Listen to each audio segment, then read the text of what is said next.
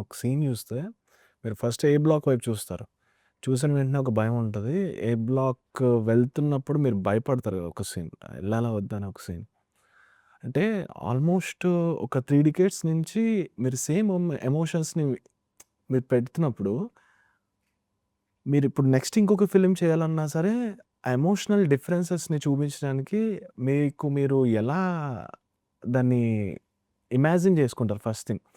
అది రిపిటివ్‌నెస్ రాకూడదు. లేదంటే ఆ ఎమోషన్ చూపించడానికి ఎలా ఆలోచిస్తారు మీరు? అంటే సీన్ కంటెంట్ అంటే ఆ సీన్ ఎలా ఏం చేస్తాం మనకి మనం అప్పుడు నా క్యారెక్టరైజేషన్ ఏంటి, నా క్యారెక్టరైజేషన్ తర్వాత ఆ సీన్ వాల్యూ ఏంటి, మనం దేన్ని చూసి ఏం ఎక్స్ప్రెషన్ ఇవ్వాలి, ఆటోమేటిక్గా అదేమి పెద్ద లేదు లేదు. అంటే ఇక్కడ ఈ క్యారెక్టర్ని ఏమవుతుందంటే బట్టి ఒక క్యారెక్టర్ని బట్టి ఆడేనే ఫీల్ అవుతాడు. ఓ అవును.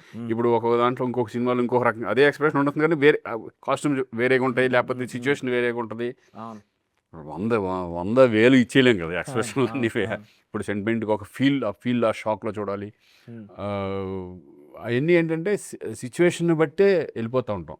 అంతేగాని ఇది ఇలా చేయాలి, అలా చేయాలి ఉండదు. అప్పటికప్పుడు డైరెక్టర్ చెప్పే విజన్ని మేము క్యాప్చర్ చేసుకొని డైరెక్టర్ చెప్తాడు సీన్ ఇలా ఉంటుంది, ఇలా చేయాలి. అక్కడ ఇప్పుడు మీరు అనుకున్నది ఒకటి, జరిగేది ఒకటి, అప్పుడు మీ షాకింగ్ రియాక్షన్స్ ఎలా ఉంటాయి, ఈ టైప్ ఆఫ్ అంతే. డైరెక్టర్ చెప్పేదాన్ని మనం కొంచెం పాలిష్ చేసుకొని మనం తగ్గట్టుగా వెళ్ళిపోతాం.